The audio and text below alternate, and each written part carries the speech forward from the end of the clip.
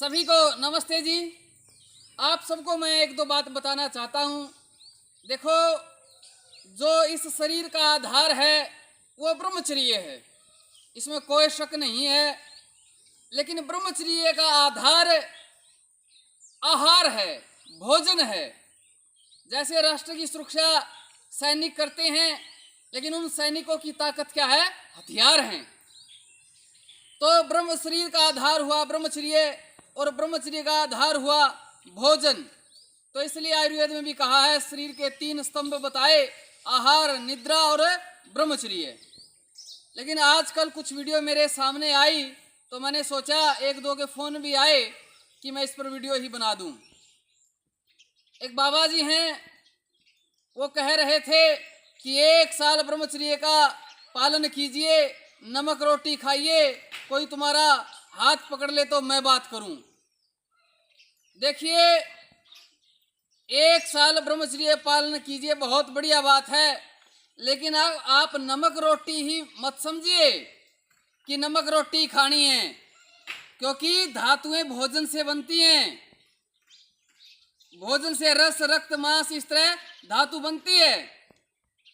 तो इस संसार में जितना अच्छा भोजन है, ये शरीर अन्नमय कोश है, तो आप अच्छा भोजन करेंगे तो उससे आपकी धातुएं अच्छी पुष्ट होंगी।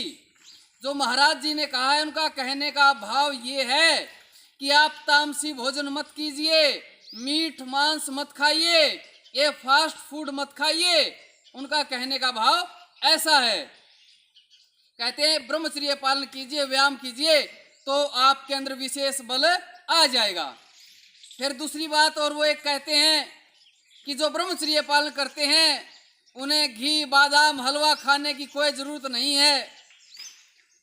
मैं यहाँ भी यही कहना चाहता हूँ कि ब्रह्मचर्य पालन कर रहे हैं तो आप ये चीज़ें खाएंगे तो आपकी धातु और अधिक पुष्ट होगी, धातु का और अधिक निर्माण होगा, और जितना धातु बढ़ेगी वो विचार अग्नि में ईंधन का काम करेगी।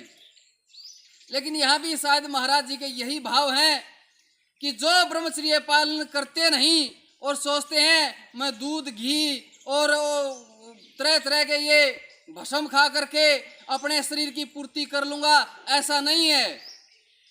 तो भाई उनका कहने का भाव यही है कि ब्रह्मचर्य पालन करेंगे तो आपके शरीर को विशेष लाभ मिलेगा, और ब्रह्मचर्य नाश करके आपने ये चीजें खाने की पूर्ति करने की सोची तो फिर उससे कोई लाभ होने वाला नहीं है। हाँ, इतना ये है कि आपने पहले ब्रह्मचर्य नाश किया, लेकिन अब आपने ब्रह्मचर्य पालन शुरू कर दिया और अब आप ये दूध, घी, हलवा, मेवे खाएंगे तो उससे आपके शरीर की विशेष पूर्ति होगी। लेकिन जो लोग सोचते हैं मैं ब्रह्मचर्य नाश भी करता रहूं और ये खाकर पूर्ति भी करता रहूं, उनके लिए ठीक है नहीं है। तो महाराज जी अच्छा बताते हैं ब्रह्मचर्य पर भाई।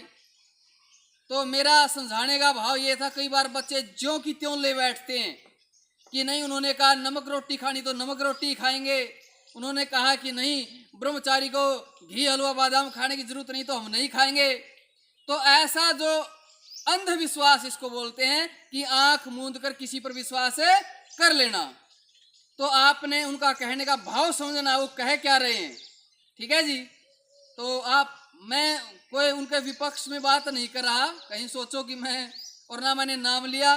कहीं आजकल होता है ना, दूसरे की निंदा करके ये करके ना, ऐसा मेरा कोई भाव नहीं है। तो मेरे पास फोन आए तो मैंने वीडियो बना दी है। और भाई मैं तो बस आज ये पूरी वीडियो आप देख ही रहे, हमारी वेशभूषा है। आज तक तो आप छोटी देखते रहे होंगे, तो आज मैंने कहा भाई चलो पूरी वीडियो बनाते हैं। ठीक है जी, नमस्ते।